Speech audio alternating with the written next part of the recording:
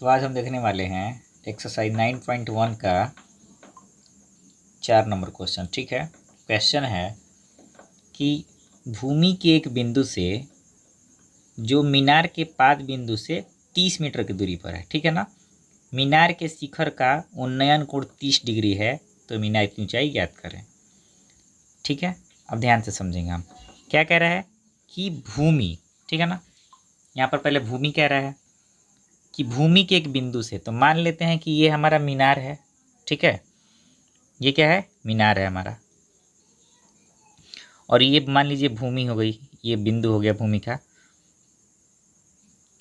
तो कह रहे हैं उन्नयन कोण, भूमि के एक बिंदु से ये मीनार है, मीनार का उन्नयन कोण 30 डिग्री है। यानी यहाँ से भूमि के इस बिंदु से मीनार के हम शिखर को अगर देखते हैं तो उन्नयन कोण 30 डिग्री बनता है। यानी ये वाली एंगल जो है 30 डिग्री को बना रही है। ठीक है,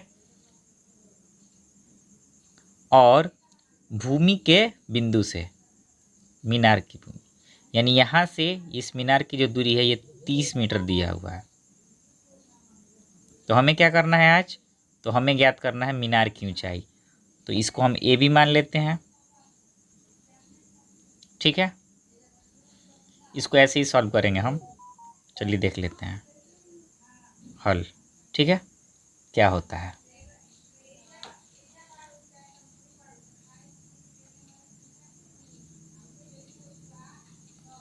कि माना कि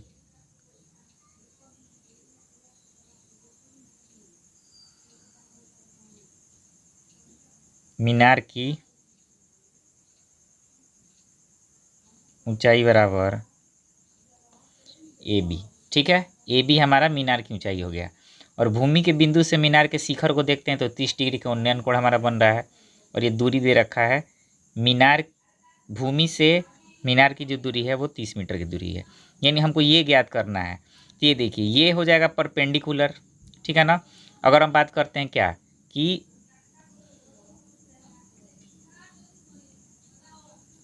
समकोण त्रिभुज ए बी सी में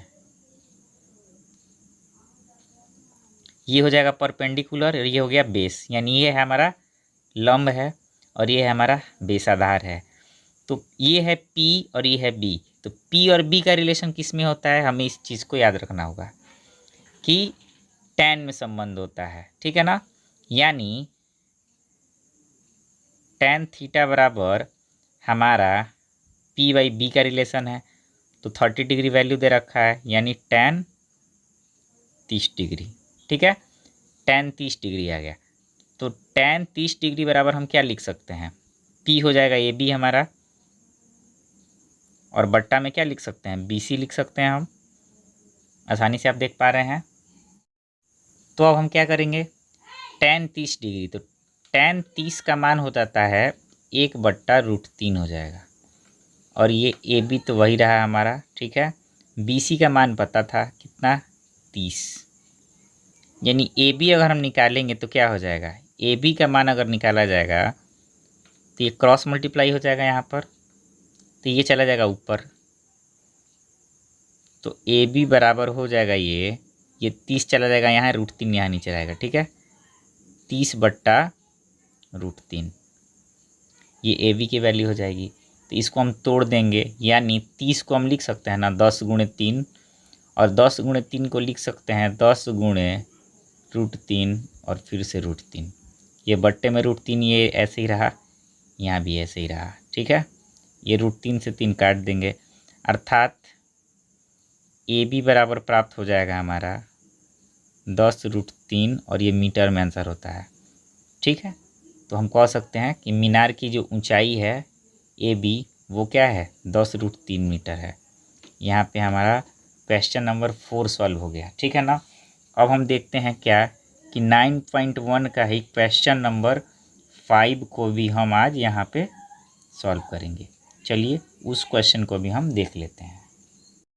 तो 5 नंबर जो क्वेश्चन है वो क्या है कि भूमि से 60 मीटर की ऊंचाई पर एक पतंग उड़ रही है। ठीक है, भूमि से 60 मीटर की ऊंचाई पर एक पतंग उड़ रही है। पतंग में लगी डोर को अस्थायी रूप से भूमि के एक बिंदु से बांध दिया गया है। तो भूमि के साथ डोरी का झुकाव 60 डिग्री है। यह मानकर कि डोरी में कोई ढील नहीं है तो डोरी की लंबाई ज्ञात करें। ठीक है, अब ध्यान से यहाँ पर आप समझने का प्रयास करें। ठीक है, कि क्वेश्चन में क्या करना है हमको। कह रहा है कि भूमि से 60 मीटर की ऊंचाई पर एक पतंग उड़ रहा है। तो मान लेते हैं यहाँ पे पतंग उड़ रहा है और ये हमारा नीचे भूमि हो गया, ये 60 मीटर हो गया। 60 मीटर की ऊंचाई हो जाएगी ऐसे, भूमि से 60 मीटर की ऊंचाई पे पतंग उड़ रहा है यहाँ से। अब कह रहा है कि पतंग में लगी डोरी को अस्थायी रूप से भूमि के एक बिंदु से बांध दिया गया है। अब इसको भी समझने का प्रयास करेंगे। मान लेते हैं यहाँ पर एक खूंटा गाड़ दिया गया है, कोई बिंदु है और अस्थायी रूप से मतलब इसको बांध दिया गया है। ठीक, यानी यहाँ पे पतंग उड़ रही है भूमि से कुछ ऊंचाई पर, यानी 60 मीटर ऊंचाई दे रखा है और कह रहा है कि एक बिंदु से बांध दिया गया है। ठीक है, बांध दिया गया है। कह रहा है भूमि के साथ डोरी का झुकाव, भूमि हो गया और ये जो डोरी है ये पतंग तक गई हुई है 60 डिग्री है। ठीक है ना, तो डोरी की लंबाई ज्ञात करें। यानी ये पतंग है और ये भूमि का बिंदु है, यानी हमको ये कुल मिलाकर ये ज्ञात करना है। ठीक है ना, तब यहाँ पे देखिए इसका एक नामकरण कर देते हैं ABC। ठीक है ना, ये क्या है हमारा, ये एक समकोण त्रिभुज बन रहा है। अगर आप ध्यान से इसे देखेंगे तो लिख देते हैं समकोण त्रिभुज ABC में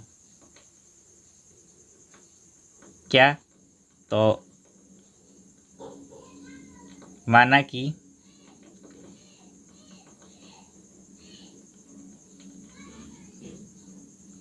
पतंग की ऊंचाई बराबर AB बराबर 60 मीटर। ठीक है, अब और क्या करना है मेरे को, तो पतंग की डोरी की लंबाई यही ज्ञात करना है। पतंग की डोरी की लंबाई बराबर क्या है, AC मान लेते हैं। यहाँ पर AC तो ज्ञात करना है। अब हमको क्या करना है, हमें यहाँ पर एक सूत्र लगाना होगा कि चूंकि ये समकोण त्रिभुज है तो ये हो गया P, ये हो गया B, ये हो गया H। ठीक है ना, तो P पता है, H ज्ञात करना है। तो आपको रूल पता होगा, अगर लिख देते हैं हम, चूंकि आपने पढ़ा होगा कि साइन थीटा बराबर होता है P/H का रिलेशन होता है। इसी को हम अप्लाई करेंगे तो 60 डिग्री वैल्यू थीटा का है हमारे पास, यानी कि साइन 60 डिग्री हो जाएगा। ठीक है, यानी कि साइन 60 डिग्री बराबर हम क्या लिख सकते हैं, P हमारा क्या है AB है और H का मान क्या है AC है। यहाँ पे मान रख दीजिए, तो साइन 60 डिग्री का मान √3/2 होता है। AB का पता है मेरे को 60 मीटर और यहाँ पे AC रखा हुआ है। ठीक है, अब हम क्या करते हैं, AC की वैल्यू को निकालेंगे। तो यहाँ पर हम बाई क्रॉस मल्टीप्लिकेशन क्या करेंगे, इसको गुणा करना होगा। तो AC यहाँ जाएगा तो देखिए क्या हो जाएगा, AC को जब हम यहाँ भेजते हैं ये 2 60 के साथ जाएगा और ये √3 यहाँ आ जाएगा। यानी इसको जब हम हल करेंगे तो क्या पाएंगे, देखिए ध्यान से, इसको लिख सकते हैं ना 20√3 गुणे √3 और ये 2 तो हमारा पहले से था, बट्टा में यहाँ पे √3 लगा लिए, √3 काट दीजिए, क्या मिला 20 दूना 40, यानी कि 40√3 मीटर। तो हम क्या कह सकते हैं, क्या होता है, पतंग की डोरी की लंबाई जो हमने AC मान रखा है बराबर हमको कितना ज्ञात हो गया, 40√3 मीटर है पतंग की डोरी। ये हमारा आंसर हो जाना चाहिए। ठीक है, तो इस प्रकार आपको क्वेश्चन समझ में आ गया होगा। हम मिलते हैं फिर नेक्स्ट वीडियो में, फिर उसमें भी 2-3 क्वेश्चन को हम सॉल्व करेंगे।